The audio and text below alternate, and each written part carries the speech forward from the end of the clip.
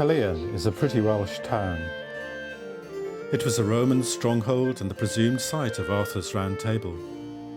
The town is proud of its health and vigour and its eccentricities, but there's hardly a mention of the major employer, St Cadoc's Mental Hospital up the road. While the local website is bursting with images and facts, a 100-year-old asylum remains invisible. Could local historians explain its absence? I've just looked through and I must admit there's no mention of the hospital, which I do find a little odd.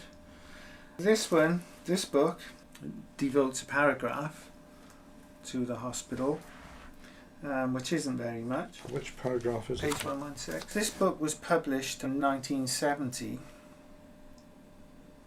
and times were quite different then. What do you think?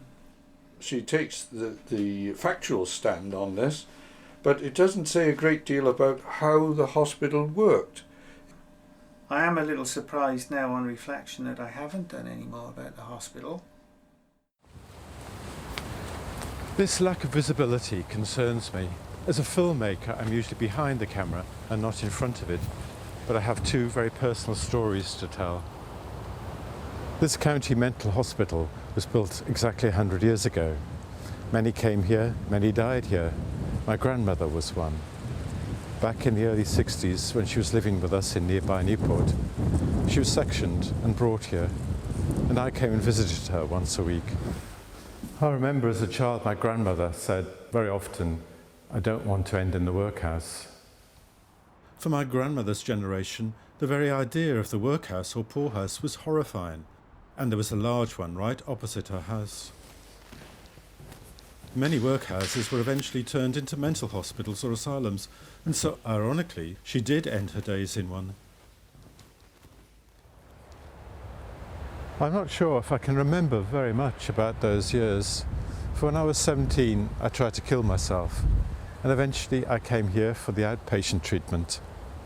Over the years they gave me ever stronger drugs, and eventually ECT, electroconvulsive therapy.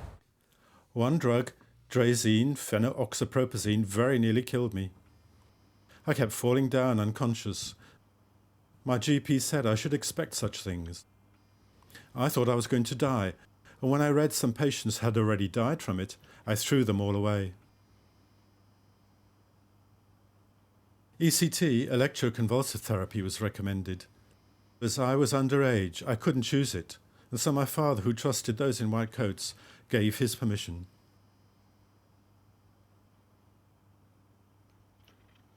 They were unconscious, that they'd have a grand mal fit, and then theoretically that it worked.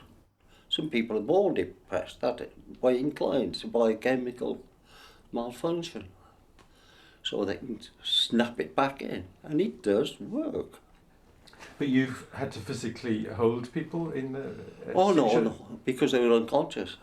They were unaware. But they didn't need restraining physically? I don't know. No, Oh, okay. Not really, no. It's got its uses, definitely. Endogenous, reactive, manic depressive, puerperal depression. You know where you are there a bit, don't you? It gives you a clue.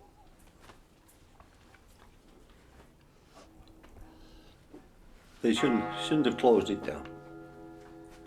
That was just to save money again, I suppose.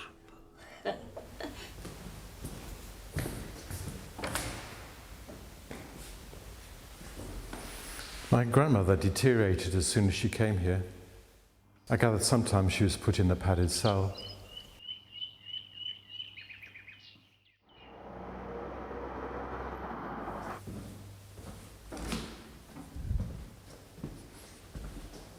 Years later, I'm still trying to piece together those lost 3 or 4 years. My memory is vague, a sort of invisibility to myself. Why is this looming hulk of a place invisible to the outside world? Maybe there's a self-denial in all of us. I don't think any of us wants to go beyond a certain threshold of eccentricity. The Buddha said, apparently, all human beings are a bit mad. He meant, I think, we mostly create our problems, and we do this over and over.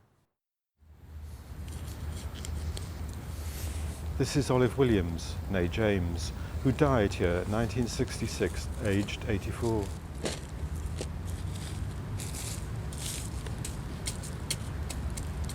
I don't remember whether she was buried or cremated.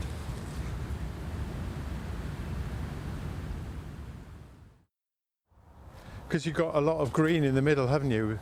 That's why you have the movement. Because there's a lot of this empty stuff in the middle. Do you think? Or you don't mind that?